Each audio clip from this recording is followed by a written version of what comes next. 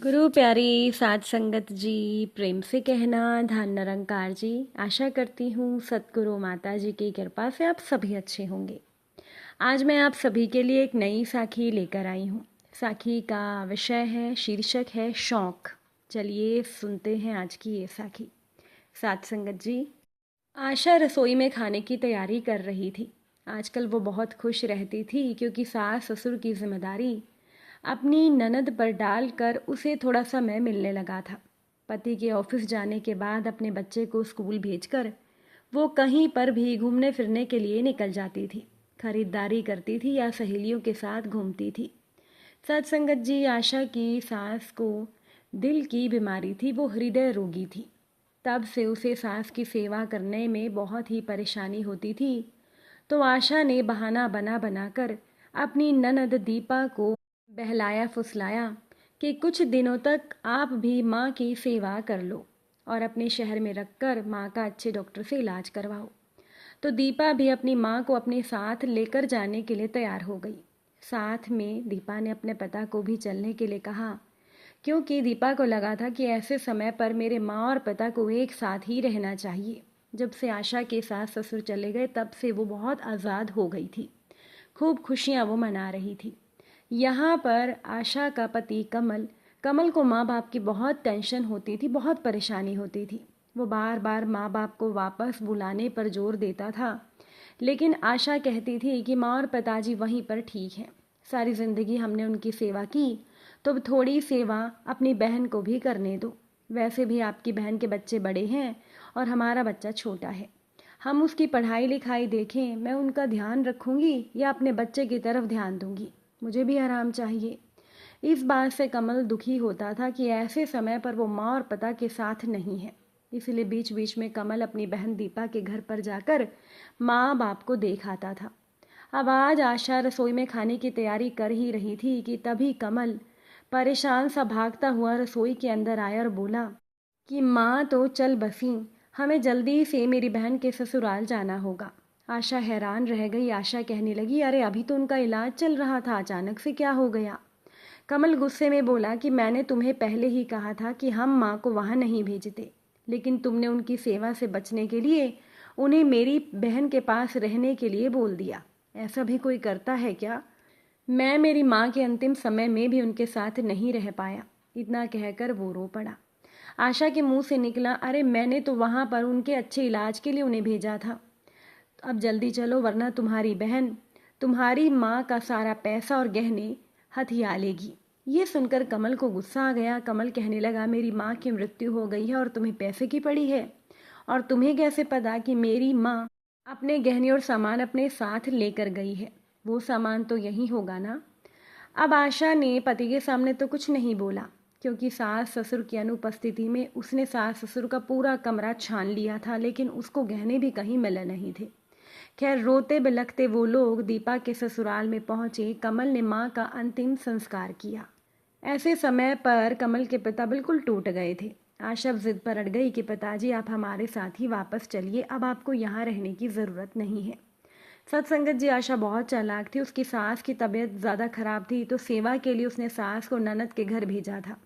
अब उसके ससुर जी तो ठीक थे, इसीलिए वो उन्हें वापस आने को बोल रही थी। अब आशा ये अच्छे से जानती थी कि अब सास के जो गहने हैं वो उसके ससुर के पास ही होंगे।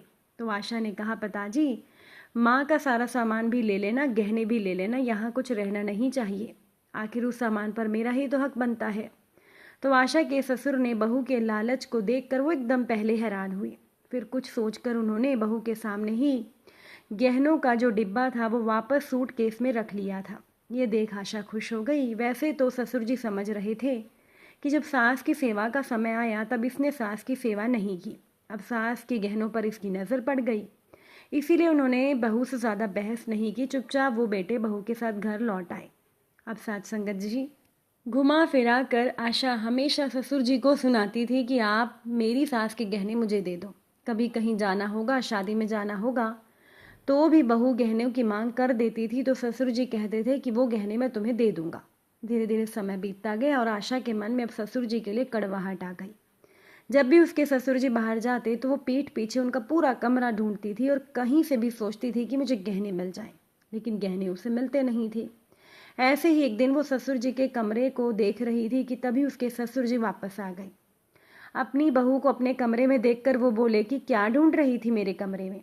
आशा बोली कि पिताजी, मैं आपकी इतनी सेवा करती हूँ कि आपको मुझ पर भरोसा नहीं, आप मुझे गहने क्यों नहीं देते।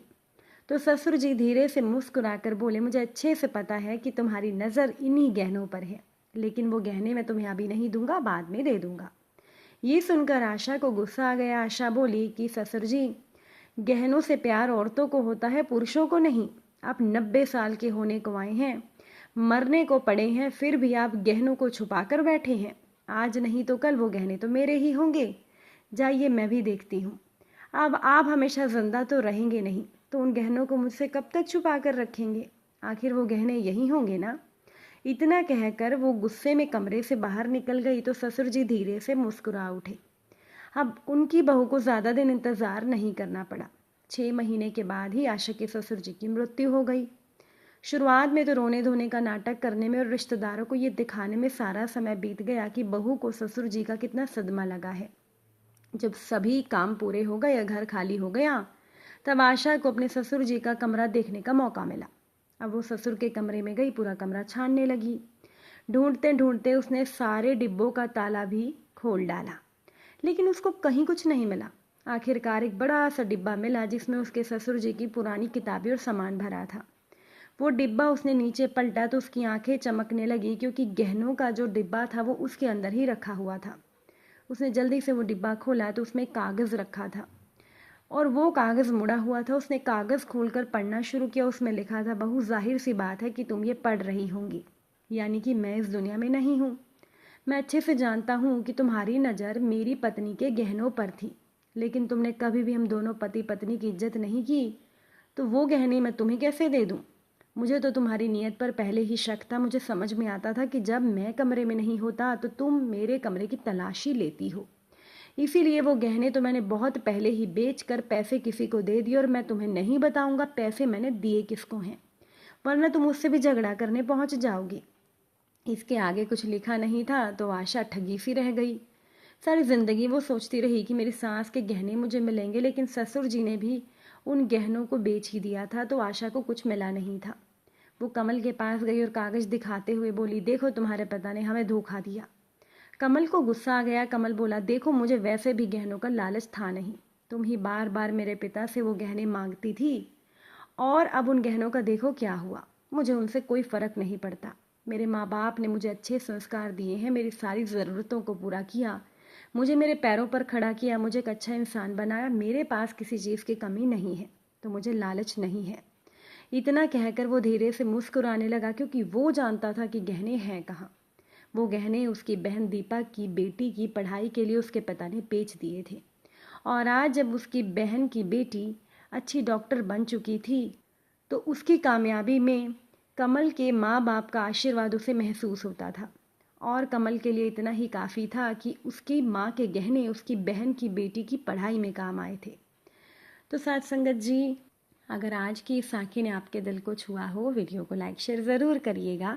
आप सभी से फिर मुलाकात होगी नई साखी नए विचारों के साथ। तब तक आप सभी खुश रहिए, सेवा सिमरन सत्संग कीजिए, सतगुरु माता जी के चरणों से जुड़े रहिए, प्रेम से बोलिए धन निरंकार जी।